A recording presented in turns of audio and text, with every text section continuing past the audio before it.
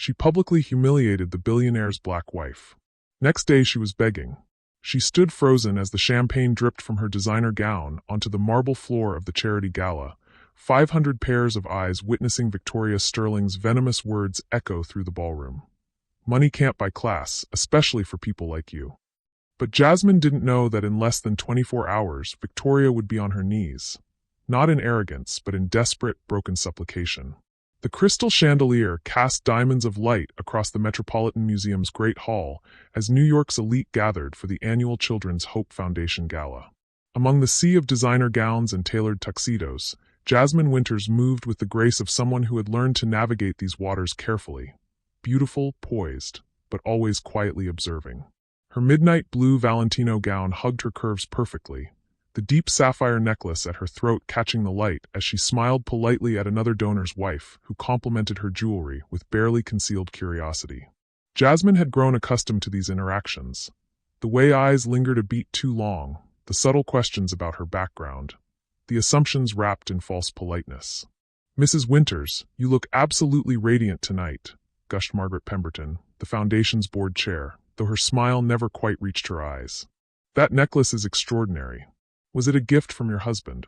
"Actually, I bought it myself," Jasmine replied smoothly, her voice carrying just the hint of her grandmother's southern cadence. "From my jewelry line's debut collection." The slight tightening around Margaret's eyes didn't escape Jasmine's notice. Even after 3 years of marriage to tech billionaire Jason Winters, even after countless charity events and social functions, she still felt the weight of being the only black woman in most of these rooms. Jason tried to shield her from it, but some battles had to be fought alone. What do you think shapes our first impressions of people in high society? Share your thoughts below. Across the room, Victoria Sterling adjusted her pearl choker and surveyed the crowd with the calculating gaze of someone born into Manhattan's social aristocracy. At 42, she possessed the kind of sharp-edged beauty that came from excellent genetics, expensive maintenance, and a lifetime of believing she was superior to most people she encountered. Her grandmother had been a Vanderbilt, her father a steel magnate, and her late husband had left her with enough money and social connections to remain relevant in circles that mattered. But lately, Victoria felt the ground shifting beneath her perfectly pedicured feet. Newer money was changing the landscape, and people like Jason Winters and his wife were being welcomed into spaces that had once been exclusively hers. "Victoria, darling, you remember Jason Winters' wife, don't you?" Her friend Constance appeared at her elbow, champagne flute in hand, gesturing toward Jasmine. Victoria's gaze sharpened as she watched Jasmine laugh at something the museum curator was saying, her natural beauty radiating warmth that drew people in like moths to flame. It irritated Victoria in ways she couldn't quite articulate. The effortless elegance, the genuine smile, the way people seemed to genuinely enjoy her company rather than merely tolerating it for social advantage. "Oh yes," Victoria murmured, her tone deceptively light. "The jewelry designer. Quite the interesting addition to our little circle." The way she said interesting carried enough venom to poison a small village, but Constance, already 3 glasses deep, missed the undertone entirely. Victoria had been watching Jasmine for months, cataloging every interaction, every small triumph in their shared social sphere. When Jasmine's jewelry line had been featured in Vogue, Victoria had dismissed it as affirmative action publicity. When Jasmine had been invited to chair the spring benefit, Victoria had attributed it to her husband's influence. The idea that this woman, this outsider, might actually belong here, might even deserve to be here, was a truth Victoria refused to acknowledge. The evening progressed with the usual rhythm of high society events. Cocktails, networking disguised as small talk, and the careful dance of social positioning. Jasmine found herself enjoying a conversation with Dr. Elena Rodriguez, a renowned pediatric surgeon whose foundation work had caught Jasmine's attention. "Your approach to community outreach is brilliant," Jasmine said, leaning in with genuine interest. "Have you considered partnering with local schools for health education programs?" Dr. Rodriguez's eyes lit up. "Actually, I've been looking for someone with your kind of vision to help expand our reach. Would you be interested in joining our advisory board?" Before Jasmine could respond, Victoria materialized beside them like a perfectly dressed storm cloud. "How wonderful," Victoria interrupted, her smile as sharp as cut glass. "Another committee for you to collect, Jasmine. You do seem to accumulate them so efficiently." The slight emphasis on efficiently made it sound almost dirty, and Dr. Rodriguez shifted uncomfortably, sensing the undercurrent of hostility she couldn't quite place. Victoria, Jasmine acknowledged with careful politeness, though something flickered in her dark eyes, a warning that a wiser person might have heeded. But Victoria Sterling had never been particularly wise, just privileged enough that wisdom had never been necessary for survival. And tonight, emboldened by champagne and her own simmering resentment, she was about to make the kind of mistake that would change everything. The moment was building like a storm gathering on the horizon, invisible to most, but crackling with electrical tension for those who knew how to read the signs. Jasmine straightened almost imperceptibly, her grandmother's voice echoing in her memory. "Baby girl, dignity is the one thing nobody can take from you unless you give it away." She had no idea she was about to be tested in ways that would shake her to her very core. The auction had just concluded with record-breaking bids when the evening's most devastating moment began to unfold. Jasmine stood near the dessert table, accepting congratulations from fellow donors who had watched her successfully bid on a week at a children's art camp.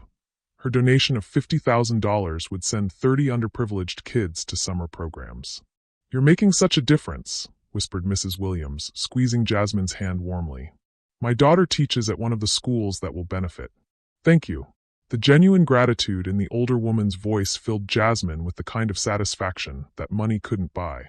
This was why she attended these events, not for the social climbing or networking, but for moments like this when philanthropy created real impact. Victoria had been watching from across the room, her resentment crystallizing into something uglier with each congratulation Jasmine received. The champagne had loosened her tongue and sharpened her cruelest instincts. When she saw Jason temporarily step away to take a business call, leaving Jasmine momentarily alone, Victoria saw her opportunity.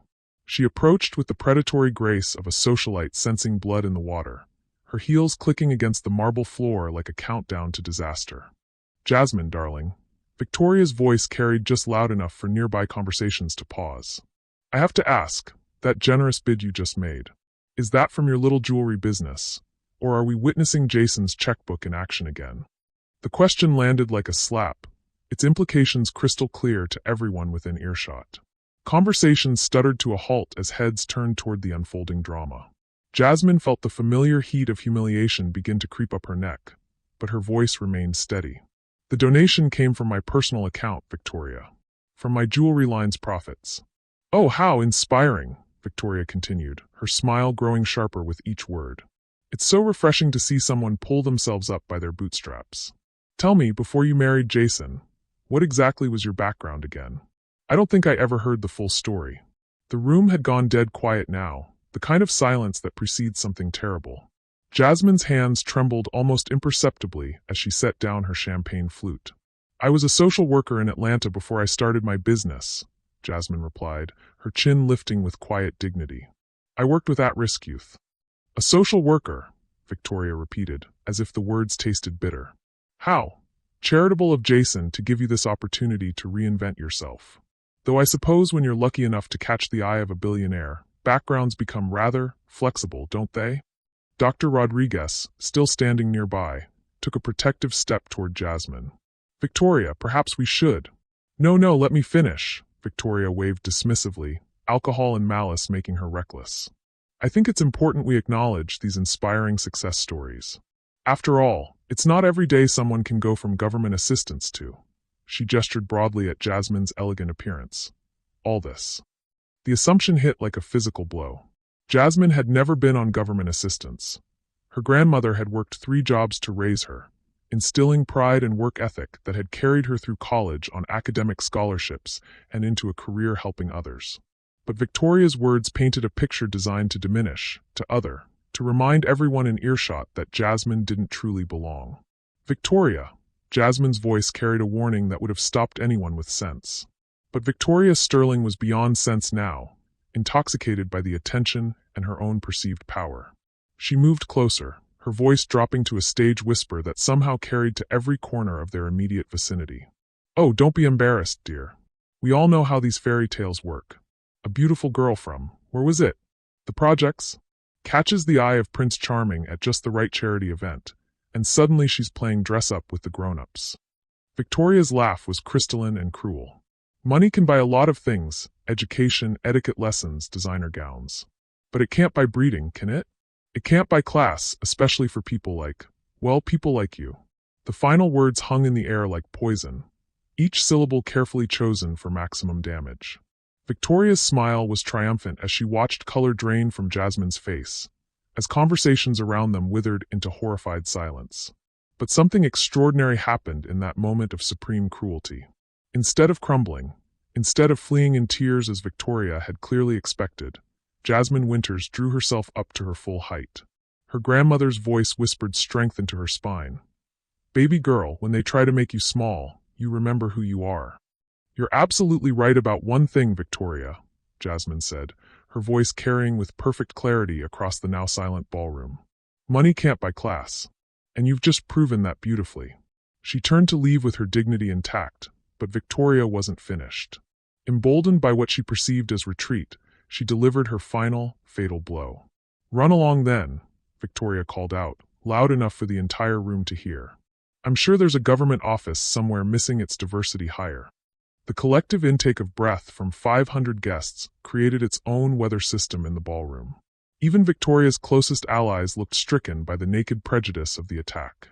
This had crossed every line of acceptable social behavior, transforming a charity gala into a scene of public racial humiliation. Jasmine stopped walking.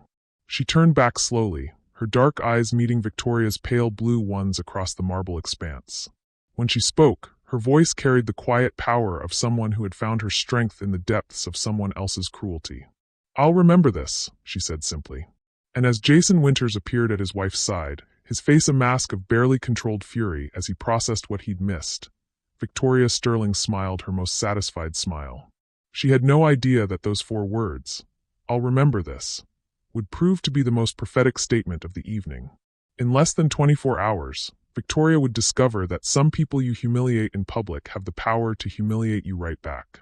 The ride home in Jason's Bentley was suffocating in its silence. Jasmine stared out the window at the city lights blurring past, her reflection ghost-like in the glass. Jason's hands gripped the steering wheel so tightly his knuckles had gone white, his jaw clenched with the kind of rage that came from watching someone you love be publicly eviscerated. I should have been there, he said finally, his voice rough with guilt and fury. I should have stopped her before. Don't. Jasmine's voice was barely above a whisper.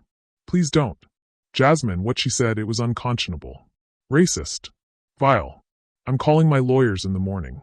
We'll sue her for defamation for. No. The word came out sharper than she'd intended. No lawyers. No lawsuits. No making this bigger than it already is. Jason pulled into their driveway and killed the engine, turning to face her with desperate eyes. Baby, you can't let her get away with this.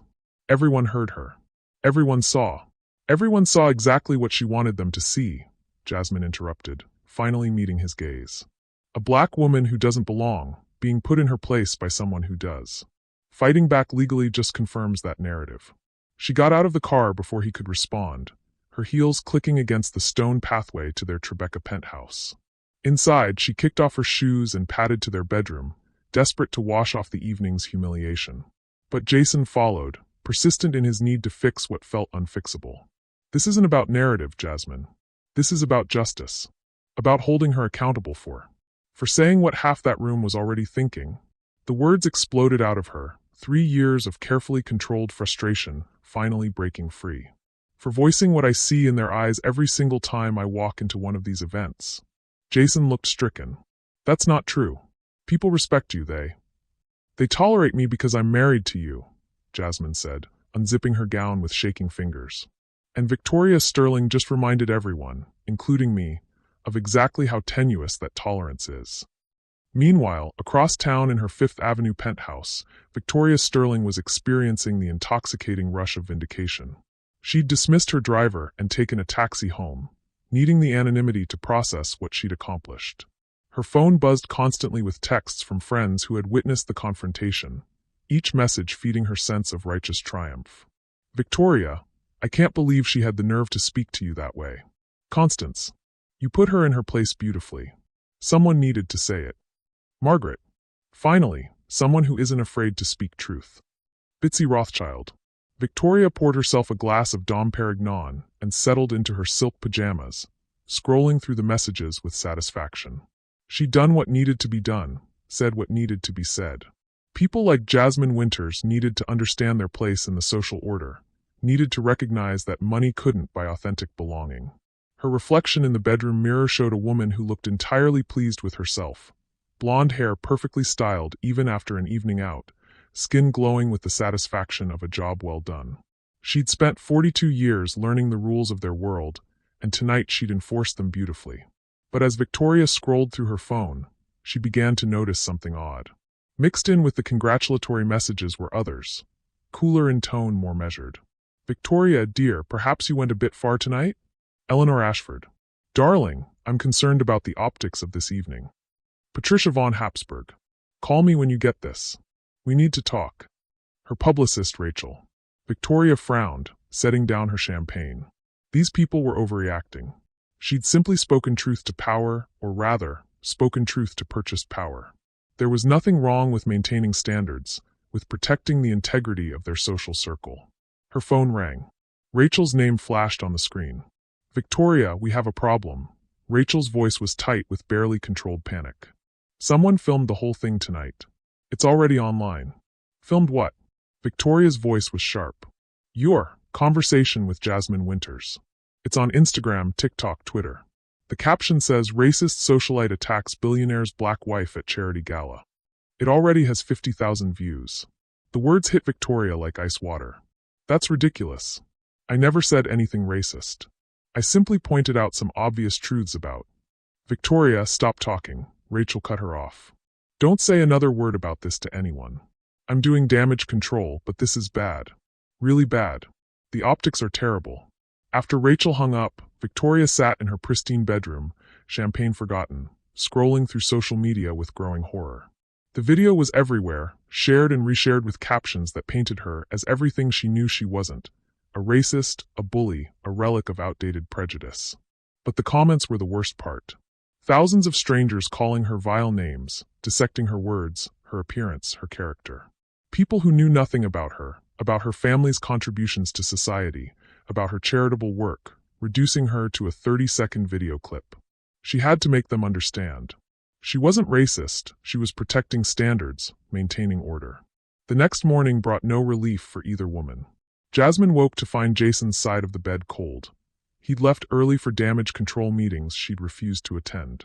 Her phone buzzed with messages from friends and family who'd seen the video, offering support she wasn't sure she wanted. Victoria woke to find her phone buzzing with calls from reporters, her doorman informing her that photographers had gathered outside her building, and her assistant's voice tight with stress as she rattled off a list of situations that needed immediate attention. Both women, in their separate towers of Manhattan real estate, were about to discover that the previous evening had set forces in motion that neither of them could control. The resistance phase was ending, and ready or not, they were about to be thrust into closer proximity than either could have imagined. Because sometimes the universe has a sense of irony that borders on cruelty. The call came at 7:43 a.m., jarring Victoria from her first real sleep in 36 hours. Her assistant Miranda's voice was strained with barely controlled panic. Victoria, you need to get to Mount Sinai immediately. Your mother collapsed at her apartment. She's in the ICU. The world tilted sideways. Eleanor Sterling, 84 years old, sharp as a blade and Victoria's last living parent, had been Victoria's anchor through the social media storm that had consumed the past day and a half. Nothing else mattered now. Victoria threw on the first clothes she could find, yoga pants, a cashmere sweater, no makeup, and raced through the photographers still camped outside her building. For once, she didn't care about their cameras or their shouted questions about racist comments and public apologies. At Mount Sinai, she burst through the ICU doors with the desperation of someone whose world was crumbling from multiple directions. The charge nurse looked up with professional sympathy. Eleanor Sterling? Room 314, but visiting hours don't start until. I'm her daughter, Victoria said, her voice cracking for the first time since this nightmare began. Room 314 was a sterile box of beeping machines and antiseptic smells. Eleanor lay small and fragile against white sheets, more vulnerable than Victoria had ever seen her. An oxygen mask covered half her face, and 4 lines snaked from her arms like technological vines. The doctor will be in shortly to discuss her condition, the nurse said gently. There's a family lounge down the hall if you need anything. Victoria nodded numbly, pulling a chair close to her mother's bedside.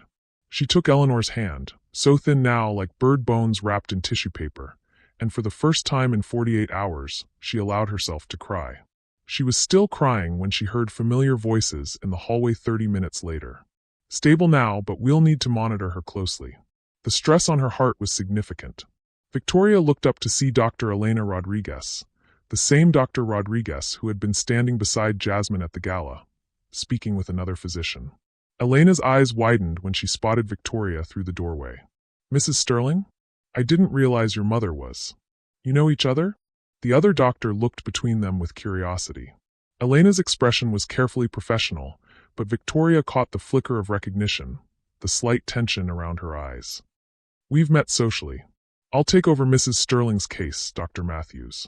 As Dr. Matthews left, Elena stepped into the room, her medical demeanor firmly in place despite the awkwardness crackling between them. Victoria wiped her eyes hastily, embarrassed to be seen in such a vulnerable state by someone who had witnessed her worst moment. "How is she?" Victoria's voice was hoarse from crying. "Your mother suffered what we call a stress-induced cardiomyopathy," Elena explained, checking Eleanor's chart. "It's sometimes called broken heart syndrome. Her heart muscle was temporarily weakened by severe emotional stress." Victoria's stomach dropped. "Emotional stress?" Elena's pause was telling. "Mrs. Sterling, your mother has been following the recent events.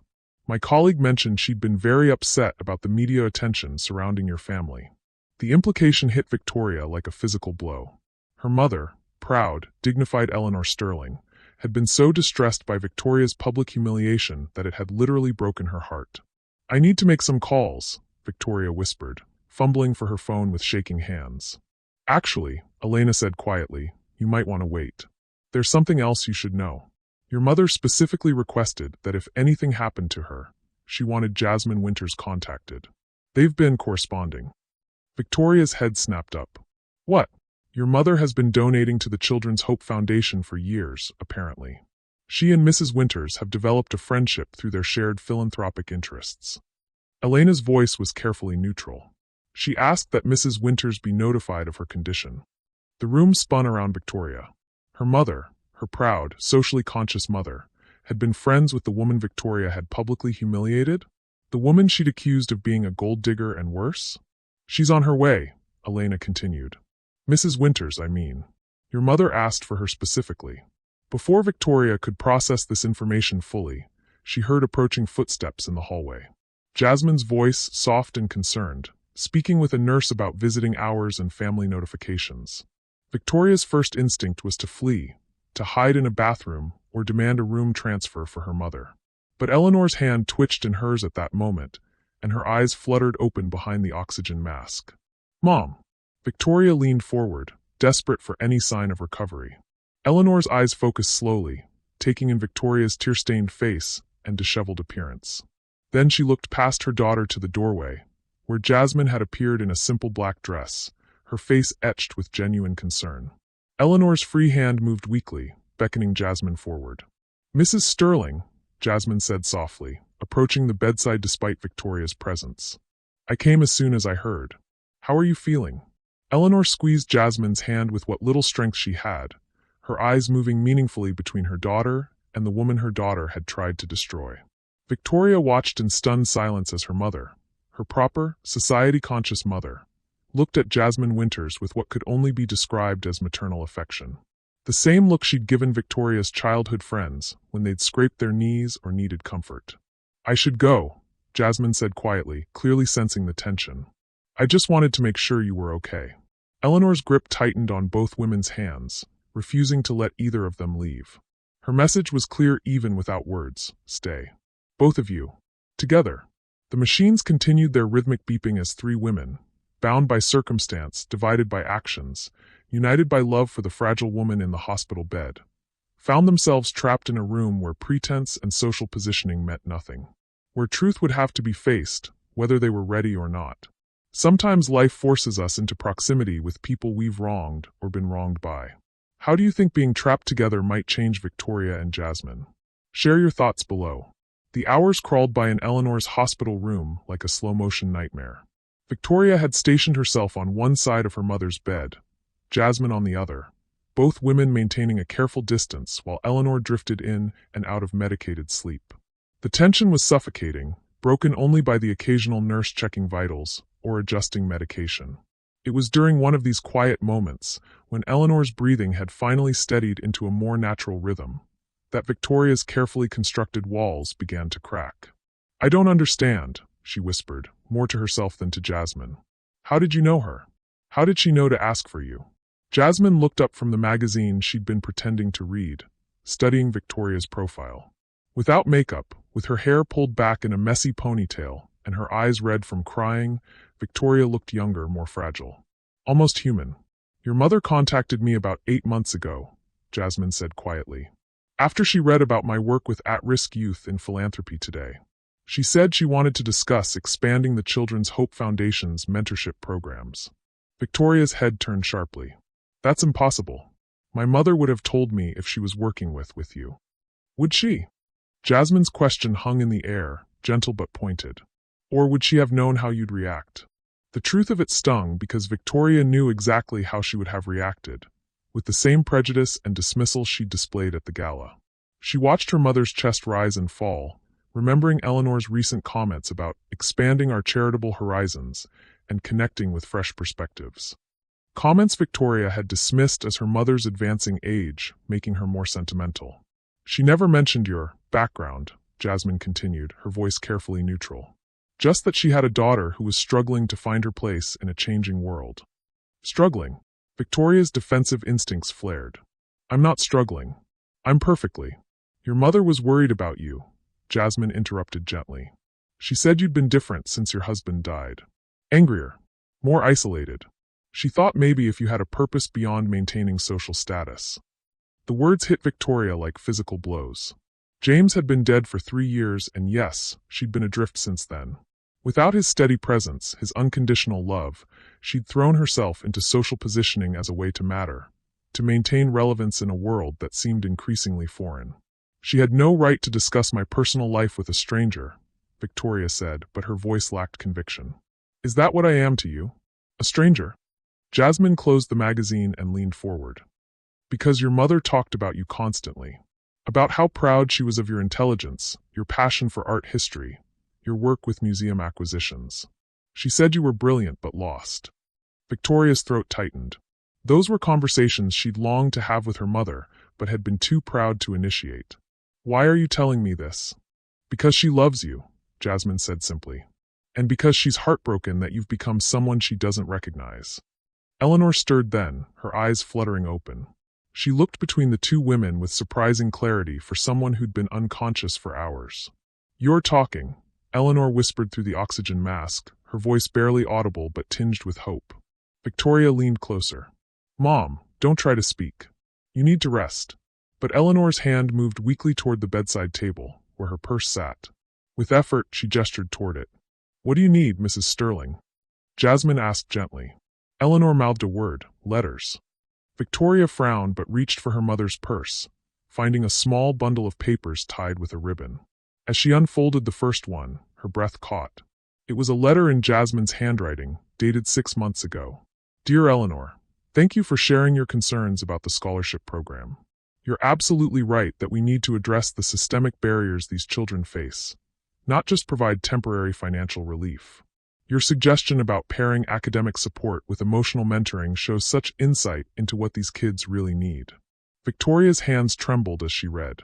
The letter discussed program details, funding strategies, and, most painfully, personal reflections on overcoming adversity that were clearly responses to questions Eleanor had asked. "My grandmother always said that education was the one gift no one could take away from you. When I was 12 and we were evicted from our apartment, when I had to do homework by streetlight because the power was cut off, I held on to that belief. Not because I was ashamed of our poverty, but because I knew it didn't define my worth." Victoria looked up at Jasmine with new eyes. "You really were. You actually lived. In poverty?" "Yes." Jasmine's voice was steady, matter-of-fact. "My grandmother cleaned office buildings at night and worked in a school cafeteria during the day. My mother struggled with addiction. I raised myself and my younger brother in a 1-bedroom apartment in East Atlanta. Victoria's worldview tilted dangerously. Everything she'd assumed about Jasmine, that she was playing up a humble background for sympathy, that her success was unearned, crumbled in the face of these matter-of-fact revelations. "But you said at the gala that you were never on government assistance," Victoria whispered. "I wasn't," Jasmine replied. "My grandmother was too proud. We went hungry some nights rather than apply for food stamps. She worked herself into an early grave believing that accepting help was accepting defeat." Eleanor squeezed Victoria's hand and pointed to another letter. This one was in Eleanor's elegant script. "Dearest Jasmine, your story reminds me of my own mother, who immigrated from Ireland with nothing but determination. Victoria doesn't know this. I've sheltered her too much from our family's humble beginnings. Perhaps that's been my mistake.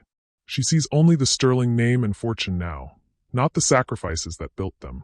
Victoria's eyes widened as she read about great-grandparents who'd worked in factories, about Eleanor's own mother who'd cleaned houses to pay for Eleanor's education, about struggles and dignity and perseverance that Victoria had never been told. "Why didn't you ever tell me?" Victoria whispered to her mother. Eleanor's eyes filled with tears as she struggled to speak. "Wanted to protect you. From shame." "But there's no shame in—" Victoria stopped, realizing what she was about to say. That there was no shame in humble beginnings, in working-class origins, in fighting your way up from nothing. The same things she'd used to humiliate Jasmine just days ago. The weight of her hypocrisy crashed down on her like a building collapse. She wasn't defending social standards or maintaining appropriate boundaries. She was perpetuating the same classist prejudices that would have excluded her own great-grandmother from the very circles Victoria now fought to protect. "Oh God," Victoria whispered, the full horror of her actions finally penetrating. "What have I done?" The silence that followed Victoria's whispered confession stretched like a held breath. Eleanor had drifted back to sleep, her medication pulling her into merciful unconsciousness, leaving the two younger women alone with the weight of revealed truths. Victoria sat hunched in her chair, the letters scattered across her lap like evidence of her own moral bankruptcy. Her perfectly manicured hands that had never known real work, never scrubbed floors or counted pennies, trembled as she tried to process the enormity of what she'd done. "I'm a monster," she whispered, the words barely audible above the rhythmic beeping of Eleanor's heart monitor. Jasmine studied Victoria's profile, seeing something she'd never expected, genuine anguish. Not the performative distress of someone caught in bad behavior, but the deep, soul-crushing realization of someone confronting their own cruelty. "No," Jasmine said quietly. "You're not a monster. You're just lost." Victoria's head snapped up, her eyes red-rimmed and desperate. "How can you say that? After what I said to you? After how I humiliated you in front of all those people?"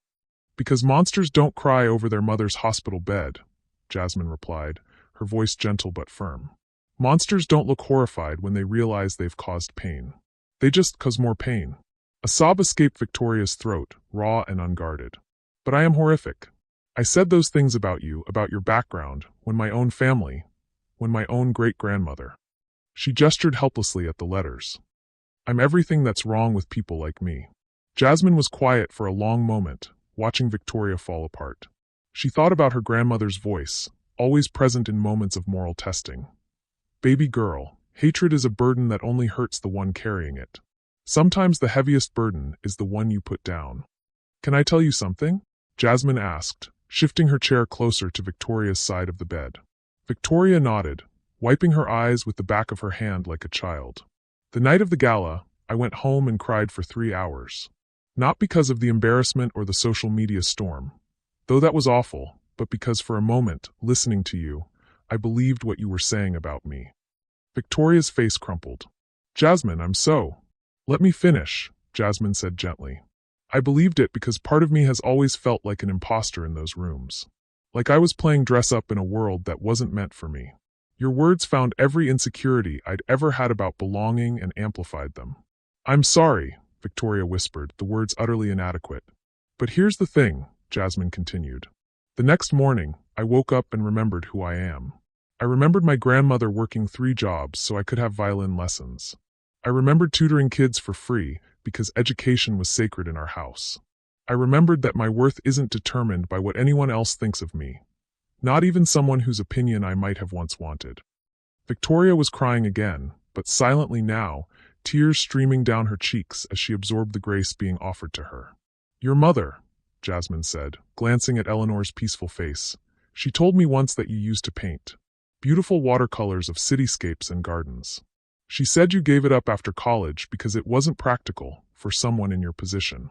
"How did she?" Victoria's voice cracked. "I haven't painted in 20 years. She kept them all. Every single one. She showed me photos." Jasmine smiled softly. "You have real talent, Victoria. Real passion buried under all that armor you wear." Victoria looked at her mother with wonder, as if seeing her for the first time. She never said anything. "I thought she'd forgotten. Maybe she was waiting for you to remember yourself." They sat in comfortable silence for a while, the crisis of Eleanor's condition creating an unexpected sanctuary where pretense seemed pointless. Victoria found herself studying Jasmine, really looking at her for the first time. Not as a threat or an interloper, but as a woman who'd built something meaningful from nothing, who carried herself with the kind of dignity that couldn't be inherited or purchased. "At the gala," Victoria said suddenly, "when you bid on that art camp program, you didn't even hesitate when the bidding got high." "Those kids," Jasmine shrugged. "They're not that different from who I was. Maybe if I'd had access to art programs when I was 12, I wouldn't have spent so many years thinking creativity was a luxury I couldn't afford." "I could have outbid you," Victoria admitted. "I thought about it. Not because I cared about the program, but because I didn't want you to look good." The confession hung between them, raw and honest. "Why are you telling me this?" Jasmine asked. "Because I want to understand how I became someone who would think that way. Someone who would see a woman doing good and want to stop her just because." Victoria's voice faltered. "Because she was black?" Jasmine finished gently. Victoria nodded, shame coloring her cheeks. "I told myself it wasn't about race. That it was about standards, about protecting tradition. But that's just racism with better vocabulary, isn't it?" The honesty of the admission was devastating and somehow hopeful. Eleanor stirred again, her eyes opening to find both women sitting closer together, their chairs angled toward each other instead of positioned defensively across the bed. "Better," Eleanor whispered, a small smile visible even behind the oxygen mask. Victoria reached for her mother's hand while looking at Jasmine. "Mom, I need to ask you something. When you were corresponding with Jasmine, did you know what I was becoming?" Eleanor's eyes filled with tears as she nodded slowly. "I'm going to fix this," Victoria said, her voice stronger now. "I don't know how, but I'm going to fix what I broke." "Do you believe people can truly change after recognizing their prejudices? What would real redemption look like in this situation? Share your thoughts below." Eleanor squeezed both women's hands, and for the first time since the gala, something resembling peace settled over the hospital room. But peace, Victoria was about to learn, was fragile. And redemption would require more than good intentions. The fragile peace lasted exactly 18 hours. Victoria had gone home to shower and change clothes, promising Eleanor she'd return by evening with Jasmine's favorite flowers. White orchids, she'd learned from their quiet conversations. For the first time in days, Victoria felt something resembling hope. She'd spent the morning researching anti-racism workshops and drafting a public apology that acknowledged the harm she'd caused without centering her own victimhood. But when she returned to Mount Sinai at 6 p.m., armed with orchids and genuine determination to make amends, she found Jasmine's chair empty and Eleanor's room buzzing with activity she didn't recognize. "Where's Mrs. Winters?" Victoria asked the nurse, who was updating Eleanor's chart. "Oh, she left about an hour ago. Her husband came to pick her up. They had some kind of emergency meeting to attend." Victoria's stomach tightened with an inexplicable dread. "Meeting? Something about a press conference," the nurse said absently. They seemed quite urgent about it. Eleanor was awake, and her eyes were filled with a worry that made Victoria's heart race. "Mom, what's wrong? Where did Jasmine go?" Eleanor struggled to sit up, her voice stronger but strained with anxiety. "Victoria, there's something you need to know." Before Eleanor could continue, Victoria's phone began buzzing insistently. Text after text, call after call. Her publicist Rachel's name flashing across the screen with increasing desperation. "Victoria, answer your damn phone," came Rachel's voicemail. "Jason Winters is holding a press conference in 30 minutes. You need to get here now." Victoria's blood turned to ice. A press conference about what? Her phone buzzed with a news alert. Billionaire Jason Winters to address wife's public humiliation. Accountability will be served. Oh God, Victoria whispered, scrolling frantically through the flood of notifications. Every major news outlet was covering it. CNN, Fox, MSNBC, all carrying the same headline variations about Jason Winters seeking justice for his wife's public humiliation. Eleanor grabbed her daughter's hand with surprising strength. Victoria, listen to me. Jason doesn't know about yesterday, about you and Jasmine talking, about the letters, about any of it. Victoria's world tilted dangerously. What do you mean he doesn't know? Jasmine, she didn't tell him about your conversation, about your apology, about us becoming. Eleanor searched for the right word. Friends. The implications crashed over Victoria like a tsunami. While she'd been sitting in this hospital room, experiencing genuine remorse and connection, Jason Winters had been planning her complete destruction. And Jasmine, the woman Victoria had been learning to see as human, as worthy of respect, hadn't stopped him. Victoria's phone rang. Rachel's panicked voice filled the room through speaker. Victoria, where the hell are you? Winters is about to go nuclear. He's got a team of lawyers, a crisis management firm, and enough evidence of your social media activity to bury you completely. He's calling for a boycott of every business that's ever worked with you, every charity board you sit on, every. Victoria hung up and stared at Eleanor with growing horror. She knew. Jasmine knew he was planning this, and she didn't say anything. She sat here for 18 hours, letting me think we were, letting me believe that we were actually. Victoria, no, Eleanor said desperately. You don't understand. She was trying to, but Victoria was already spiraling, the fragile trust she'd built crumbling into something much darker. She played me. She sat there listening to me apologize, watching me cry, letting me think we were having some kind of breakthrough, and the whole time she knew her husband was planning to destroy me. Victoria's phone buzzed with a text from an unknown number. Turn on channel 7. Now. Victoria fumbled for the TV remote, and Jason Winters' face filled the screen. He stood behind a podium at what looked like a law firm's conference room, his expression carved from granite. Beside him sat Jasmine, beautiful and composed in a navy dress, her face carefully neutral. 3 days ago, Jason's voice carried the weight of barely controlled fury. My wife was subjected to a racist attack at a charity event. She was publicly humiliated by someone who thought her wealth and social position gave her the right to demean a black woman in front of hundreds of witnesses. The camera panned to show the audience, journalists, legal experts, civil rights leaders. This wasn't just a press conference, it was a tribunal. Victoria Sterling's actions represent everything that's wrong with systemic racism in our society, Jason continued. The casual cruelty, the assumption of superiority, the weaponization of prejudice against successful black women who dare to exist in predominantly white spaces. Victoria watched in growing horror as Jason outlined his plans. A civil lawsuit for defamation and intentional infliction of emotional distress, a campaign to pressure boards and organizations to remove Victoria from leadership positions, and a public call for accountability that would effectively end her social and professional life. My wife, Jason said, his voice softening as he looked at Jasmine, wanted to handle this privately. She believed in taking the high road, in hoping that people would simply do better. But I refused to let racism hide behind politeness and social convention. The camera zoomed in on Jasmine's face, and Victoria saw something that made her stomach lurch. Jasmine looked resigned. Sad even, but not surprised. She'd known this was coming. Some people, Jason continued, think that wealth and status protect them from consequences. Today, Victoria Sterling learns that they don't. Victoria's phone exploded with notifications as the press conference went live online. Within minutes, #VictoriaSterlingRacist was trending on Twitter. Her doorman was calling to warn her about protesters gathering outside her building. Board chairs were sending terse emails about reviewing her positions. But the cruelest cut of all was watching Jasmine sit silently beside her husband, never correcting his narrative, never mentioning the letters from Eleanor, never acknowledging that Victoria had spent the last 18 hours genuinely confronting her own prejudice and attempting to make amends. Victoria turned to her mother, betrayal and rage warring in her chest. She let me think, she made me believe that she forgave me, that we were connecting, and all the time she knew this was coming. Eleanor's eyes filled with tears. Victoria, please. You have to understand. No, Victoria said, her voice hardening back into the cold precision her social circle would recognize. I understand perfectly. I was naive enough to think that genuine remorse mattered, that actual change was possible. But this was never about justice or accountability. This was about revenge.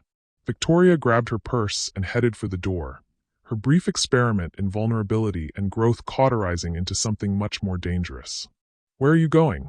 Eleanor called out desperately. Victoria paused in the doorway, her profile sharp as cut glass. "To remind everyone why you don't start a war with someone who has nothing left to lose." The woman who walked out of that hospital room bore no resemblance to the vulnerable, remorseful person who had been building bridges just hours before. Victoria Sterling was about to discover that the line between victim and villain was thinner than she'd ever imagined. Victoria sat in her Fifth Avenue penthouse at 2 a.m., surrounded by the weapons of social warfare. Her laptop displayed 17 different news articles about Jason Winter's press conference. Her phone contained contacts for every gossip columnist, society reporter, and social media influencer who owed her favors from decades of careful relationship cultivation. On her coffee table lay a thick folder her private investigator had delivered an hour ago. Comprehensive background research on Jasmine Winters that could destroy her reputation as thoroughly as Jason intended to destroy Victoria's. The apartment was dark except for the glow of city lights through floor-to-ceiling windows. Victoria had always loved this view, the sense of looking down on a world she helped control. Tonight, it felt like surveying a battlefield. Her fingers hovered over her laptop keyboard. One email to Miranda Priestley at Vogue. One call to Page 6. One carefully crafted social media campaign highlighting Jasmine's convenient transformation from social worker to billionaire's wife, complete with questions about timeline discrepancies in her backstory. Victoria had enough ammunition to paint Jasmine as an opportunistic gold digger who'd manipulated her way into wealth, and was now playing the victim for sympathy. The irony wasn't lost on her. She'd spent 18 hours learning that this narrative was completely false, but she also knew it would be devastatingly effective. Public opinion was fickle, and people loved a fall from grace story almost as much as they loved a racism scandal. Her phone buzzed. Eleanor, calling from the hospital. "Victoria, please. Come back. We need to talk." "There's nothing to talk about, Mother." Victoria's voice was arctic. "I was played. Brilliantly, I'll admit. They let me think redemption was possible while they prepared my execution. That's not what happened.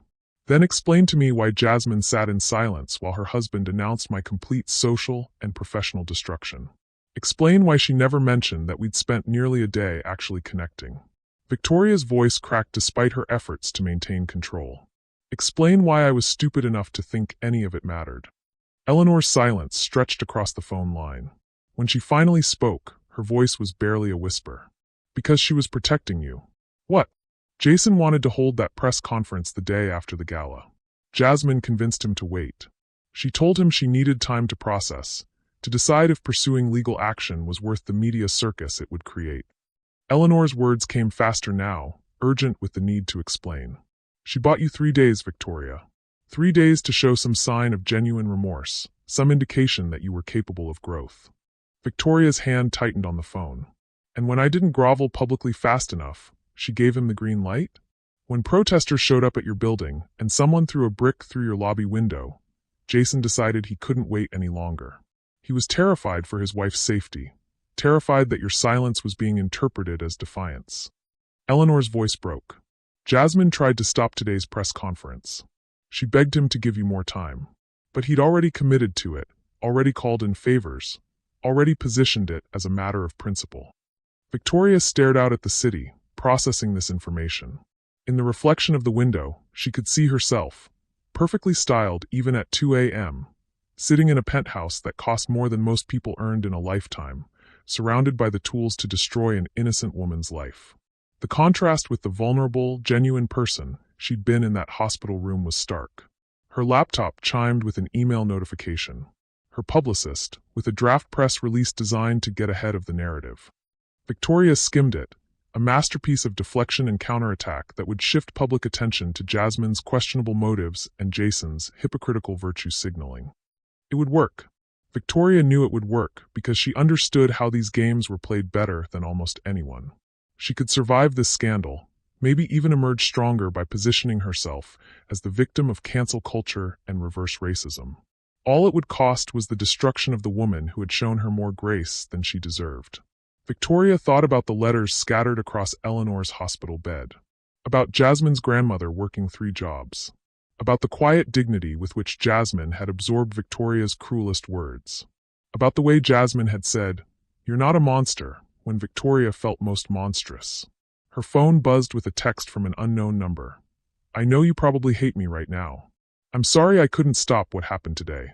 If you need anything at all, please call me. Jasmine."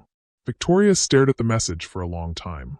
Jasmine was reaching out even now, even after Jason's nuclear option, even knowing that Victoria had every reason and ability to retaliate. The choice crystallized with brutal clarity: destroy Jasmine and preserve herself, or accept destruction and preserve something more valuable. The possibility that people could actually change, that connections forged in crisis could be real, that redemption was more than just a pretty word used in charity gala speeches. Victoria picked up her phone and dialed her publicist. "Rachel, it's Victoria. I need you to schedule a press conference for tomorrow morning."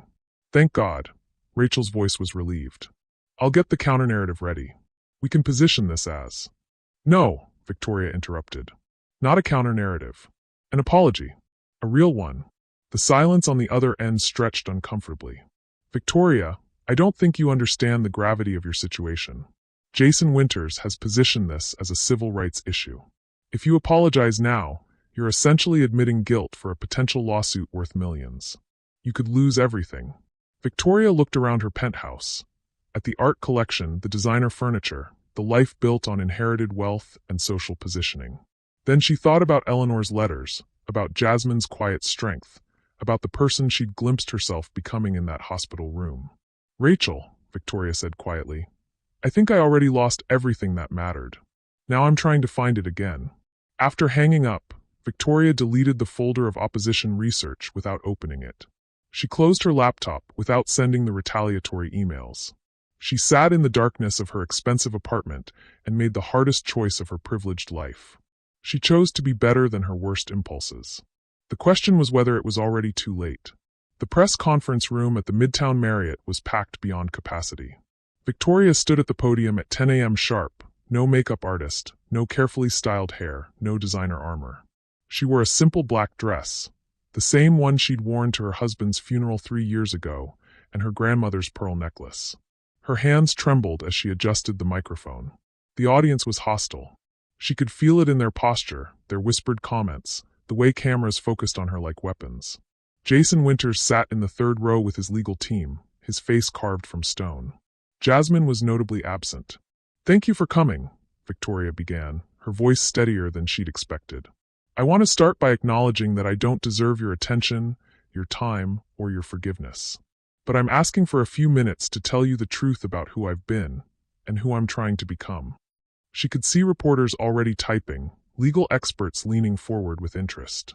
This wasn't the defensive counterattack they'd expected. 3 nights ago, I publicly humiliated Jasmine Winters at a charity gala. I used racist language, made assumptions about her background based on the color of her skin, and tried to diminish her worth as a human being. Victoria's voice caught, but she pushed forward. "There is no excuse for what I said. No context that makes it acceptable. No explanation that reduces the harm I caused." A murmur rippled through the crowd. Jason's lawyer was frantically scribbling notes. "But I want to tell you how I got to that moment, not to justify it, but to help others recognize the signs of their own prejudice before it leads them to cause such harm." Victoria talked about growing up insulated by wealth, about learning to see diversity as a threat to tradition rather than a gift to embrace. She spoke about her husband's death leaving her adrift, clinging to social hierarchies as the only source of meaning she understood. She described the slow poison of believing herself superior based on nothing more than the circumstances of her birth. "I convinced myself that my prejudice was preservation, that my racism was refinement, that my cruelty was simply maintaining standards." Victoria's voice strengthened. "I was wrong. Completely, devastatingly wrong." She pulled out Eleanor's letters and read portions aloud. The parts about their family's immigrant history, about dignity and humble work, about the courage it takes to build something from nothing. "My own great-grandmother would have been excluded from the spaces I was so desperately trying to protect," Victoria said. "The irony is that Jasmine Winters embodies every value I claim to cherish: hard work, genuine achievement, service to others. while I had become everything my ancestors would have been ashamed of. The room was dead silent now, even the cameras still. "Mr. Winters," Victoria said, looking directly at Jason, "you have every right to pursue legal action against me. You have every right to demand accountability. But I want you to know that your wife," Victoria's voice broke, "your wife showed me more grace in a hospital room than I showed her in a lifetime of assumptions. She tried to protect me even after I'd tried to destroy her." Jason's stone expression flickered with something. Surprise, perhaps confusion. Jasmine Winters is extraordinary. Not because she married well, not because she escaped poverty, but because she chose to respond to hatred with dignity, to cruelty with compassion, and to my worst self with belief that I could be better. Victoria wiped her eyes. "I'm standing here today not because I deserve redemption, but because she helped me remember that redemption is possible for anyone willing to do the work." Victoria outlined her plans, resigning from all social boards, donating her inheritance to organizations fighting racial inequality, and committing to years of education and service. Not as penance, but as the beginning of becoming someone worthy of the grace she'd been shown. "I know that apologies without action are meaningless," Victoria concluded. "I know that good intentions don't erase harm caused. But I wanted you to know that sometimes, even people who seem irredeemably lost can find their way back to their humanity. Sometimes, the person you hurt the most becomes the person who saves you." The questions that followed were brutal, but Victoria answered each one honestly. Yes, she understood this admission could cost her millions in lawsuits. Yes, she knew her social reputation was over. No, she didn't expect forgiveness from anyone, especially not from Jasmine. As the press conference ended, Victoria noticed a figure slip into the back of the room. Jasmine, wearing jeans and a simple sweater, had been watching. Their eyes met across the crowded room, and Jasmine nodded once. Not forgiveness, not friendship, but acknowledgement. 6 months later, Victoria was painting again. The small studio apartment in Brooklyn was a far cry from her Fifth Avenue penthouse, which she'd sold to fund her donations. She taught art classes at the same community center, where Jasmine's foundation ran its mentorship programs. They saw each other occasionally. Polite conversations about shared work, careful respect maintained by both women.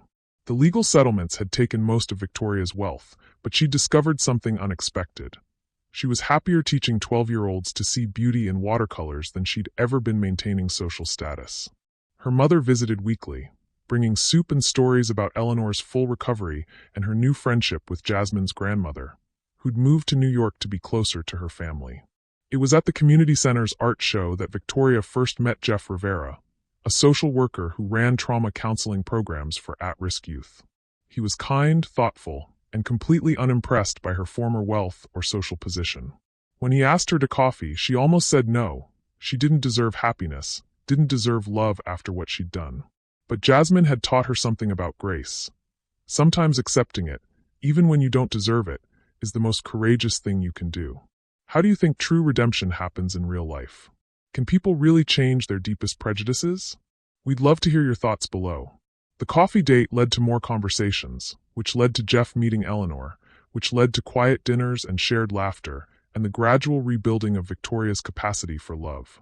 Not the entitled, possessive love of her past, but something deeper, love that included service, humility, and the daily choice to be better. A year after the press conference, Victoria received an unexpected invitation. Jasmine and Jason were hosting a fundraiser for the Children's Hope Foundation. The card was signed simply, "Your journey matters. Thank you for taking it." Hey! Victoria stood in her small bathroom mirror, adjusting the simple dress she'd bought secondhand. She looked different now, softer, more genuine, carrying herself with the quiet confidence of someone who'd found purpose beyond performance. At the fundraiser, held in the same museum where everything had begun, Victoria worked quietly in the background, helping with registration and setup. She didn't expect to be acknowledged, didn't need to be seen. The work itself was enough. But as the evening wound down, Jasmine approached her near the coat check. "Victoria," Jasmine said softly. "Jasmine." Victoria's smile was warm but careful. "Thank you for inviting me. The programs you've built are incredible." "We built," Jasmine corrected gently. "Your community center partnerships made them possible." They stood together in comfortable silence. Two women who'd traveled an impossible distance from hatred to respect, from cruelty to collaboration. "I have something for you," Jasmine said, pulling a small wrapped package from her purse. Your mother mentioned you'd been painting again. Victoria unwrapped it to find a set of professional watercolor brushes. Expensive, beautiful, chosen with obvious care. Jasmine, I can't. Yes, you can, Jasmine said firmly. Because redemption isn't something you earn once and keep. It's something you choose every day. And you've been choosing it every day for over a year. As Victoria walked home through Brooklyn that night, brushes carefully tucked in her purse and Jeff's hand warm in hers, she thought about the journey that had brought her here. From a penthouse built on prejudice to a life built on purpose. From a woman who used cruelty as currency to someone discovering that love, unexpected, undeserved, but absolutely real, could grow in the most unlikely soil. She'd lost everything she thought mattered and found everything that actually did. Sometimes the best love stories aren't about finding someone new. Sometimes they're about finding yourself worthy of love at all. Thank you for watching this story to the end. If you enjoyed it, you will surely love the next one. It's as interesting and more intriguing than you can ever imagine.